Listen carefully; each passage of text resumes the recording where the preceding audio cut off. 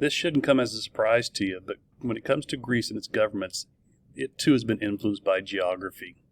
Since Greece is such a small area, if you remember correctly, right here in the red circle, there's not a lot of available land for the Greek people. So the question came about, once a city-state or a polis became too crowded, maybe it's reached its maximum of 1,000 people, and the land can't support any more people than that, what's to be done?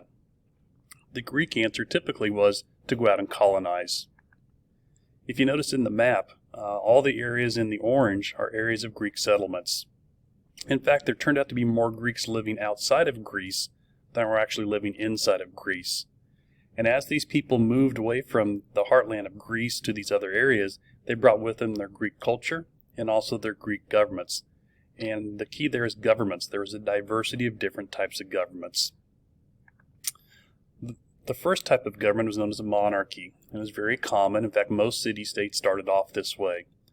They had a monarch, a king or a queen, typically a king, who initially was elected by the people to help oversee protecting the city or help provide rules or laws, etc. But over time, these became more inherited positions.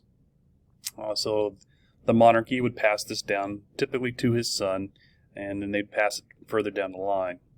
Over time, some of these monarchs turned out to be not great choices, and people sought change. One of those changes they went to was known as an oligarchy. Oligarchs tend to be the wealthy.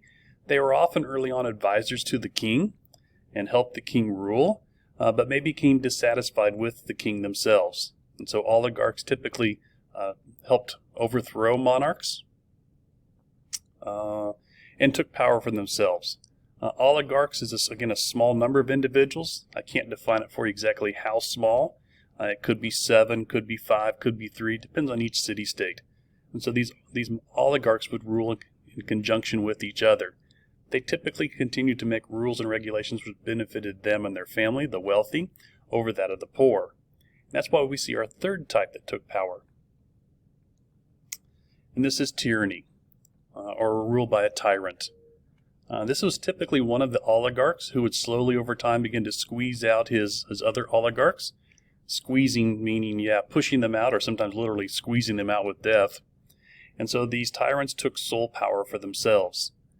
They had complete power, would use that power to keep themselves in power and continue to enrich their families.